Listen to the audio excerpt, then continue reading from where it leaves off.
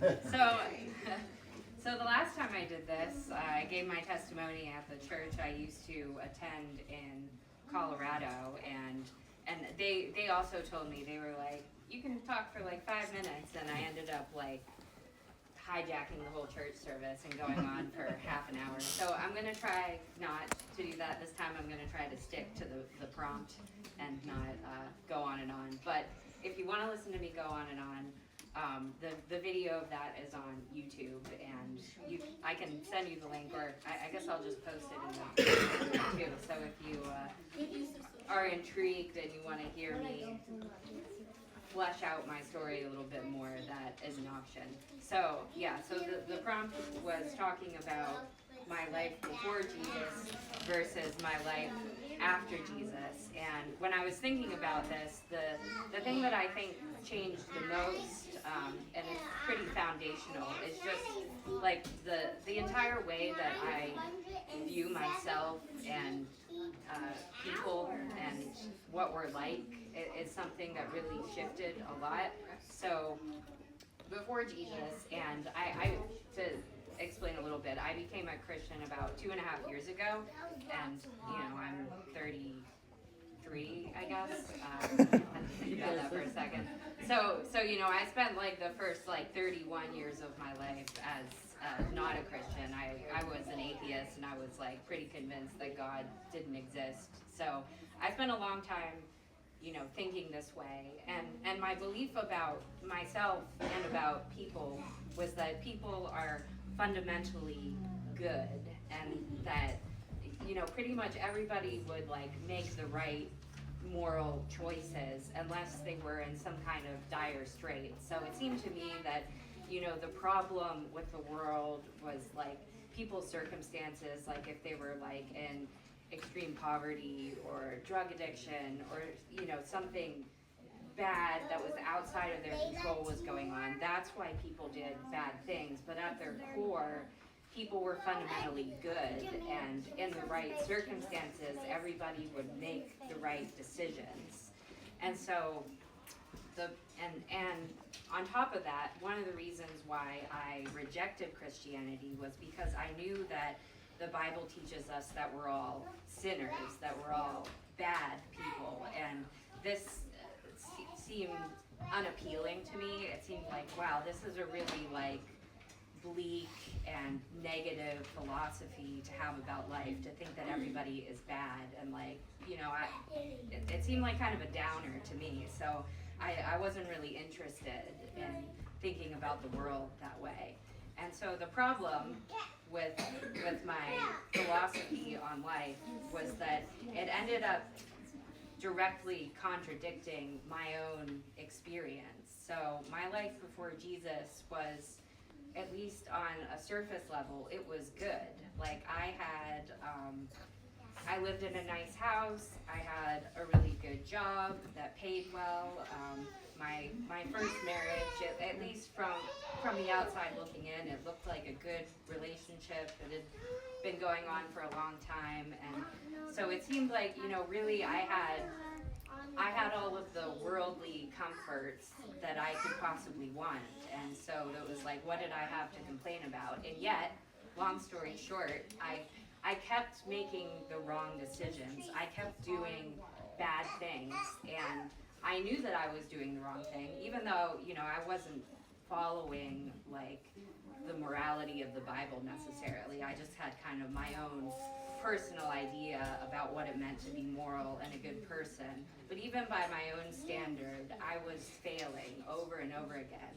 And I could see that, and I felt terrible about it. I kind of got into this pattern where, I would screw up again, and I would kind of self-flagellate myself and be like, oh man, like, why do you keep screwing up, Miranda? Like, you're supposed to be a good person, and you're not doing good things.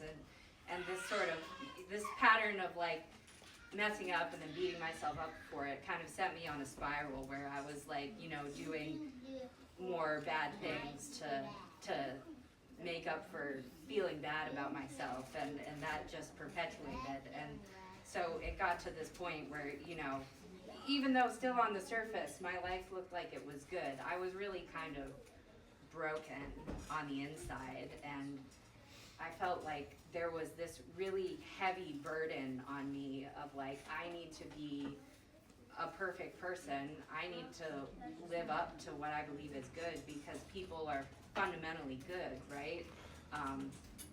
And I wasn't able to succeed in that.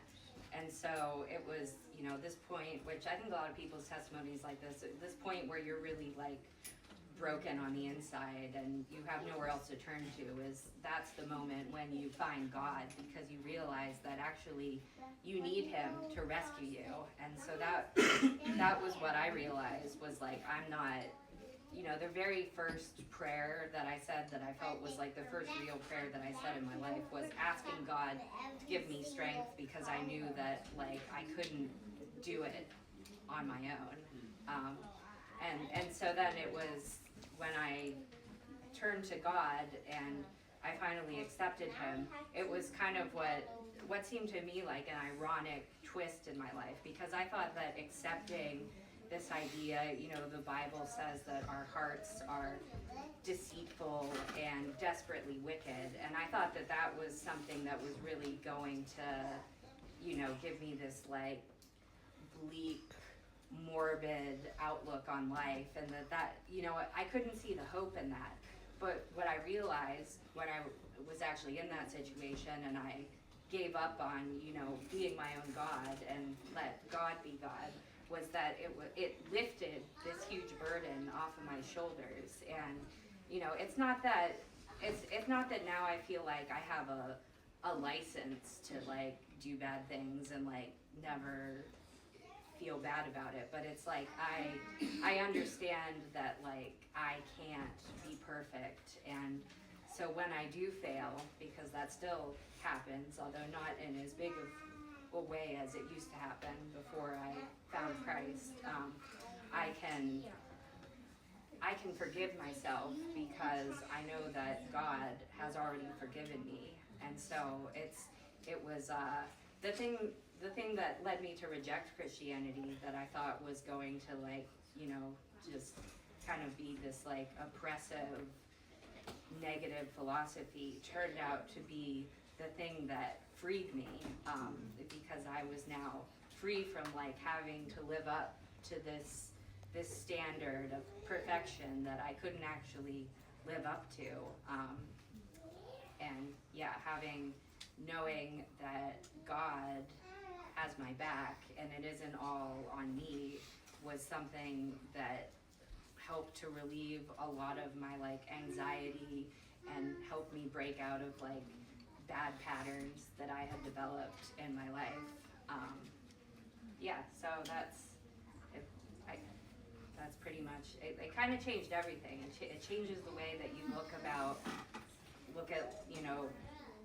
myself most importantly, but also like the world and like what I expect from other people.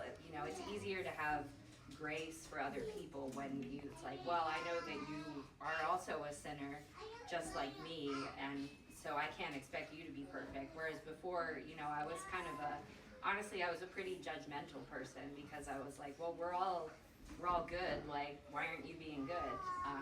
And so it kind of felt like, I had this like license to judge people when they messed up. And so yeah, I think it's made me more able to forgive myself, more able to forgive others, and yeah, and it's actually,